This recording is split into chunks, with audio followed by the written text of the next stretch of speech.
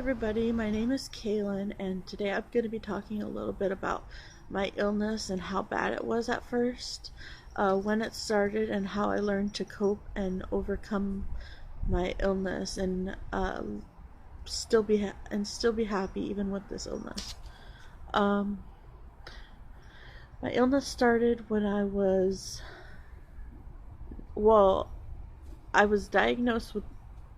I was always happy when I was younger, up until the age of 19 when I started hearing voices and thinking people were reading my thoughts.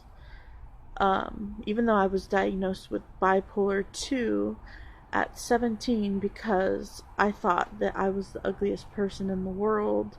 I wouldn't even go out in public. I would cover my face if I would go out in public because I thought people were scared to look at me, didn't want to talk to me because of that.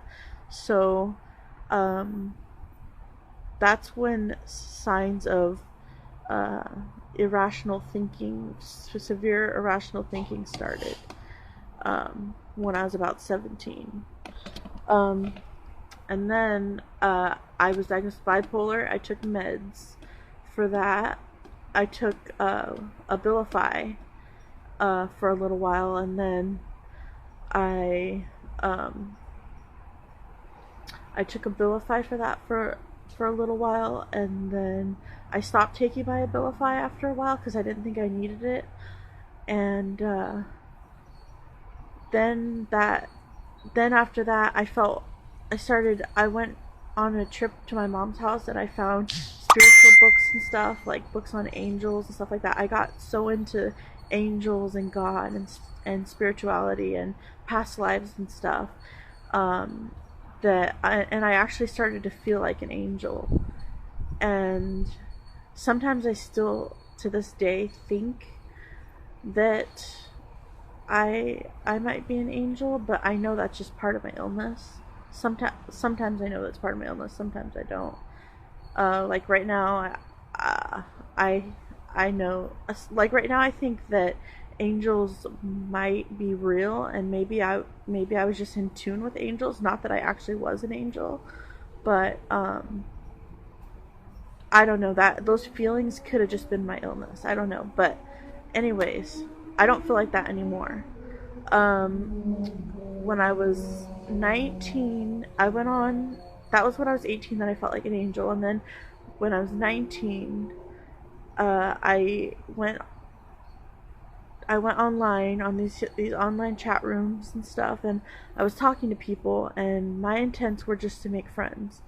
But I started talking to this guy, and all of a sudden I felt weird. Like I didn't feel like myself. It was just very subtle at first. There was just something in me that felt different.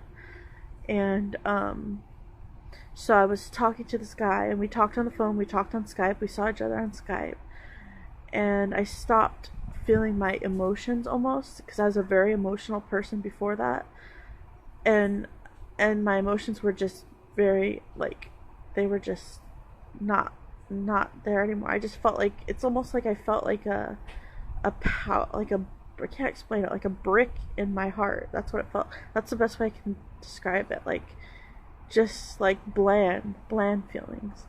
And I stopped talking to this guy. He told me he was single at first, and later I found out he was married. And so I stopped talking to him because his wife threatened my life, and he was harassing me a little bit after that.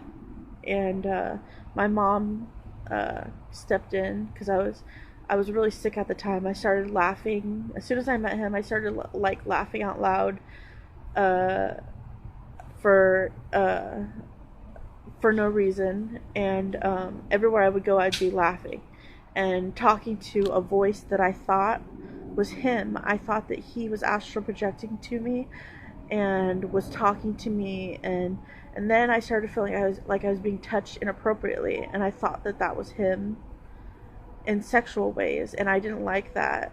And so I went to like spiritual people and asked them to. I bought sage, and I asked them to take this negative spirit or this guy away from me and heal me from his black magic that he did, because that's what I thought it was at first. And uh, now I know that that's not what that was. But I think the first step in getting better, anyway, I felt like I was in torture for a very long time with this illness. Before I was out on the streets, homeless, walking the streets. Um, my mom was out looking for me. I wanted to be homeless. I was laughing everywhere I went, and people were looking at me like I was crazy. I was. People might have thought I was dangerous because of this